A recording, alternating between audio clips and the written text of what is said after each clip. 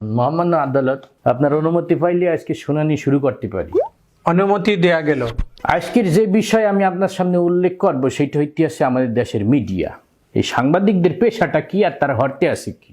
আমরা জানি যে মিডিয়ার কাজ হইতেছে সবসময় সত্যকে মানুষের সামনে উপস্থাপন করবে, প্রকাশিত করবে এবং অন্যায় যে কাজগুলো আছে তার বিরুদ্ধে তারা নিউজ করিয়ে তারপরে প্রতিবাদ জানিয়ে মানুষকে সচেতন করবে। এইটাই তো মিডিয়ার কাজ, তাই না?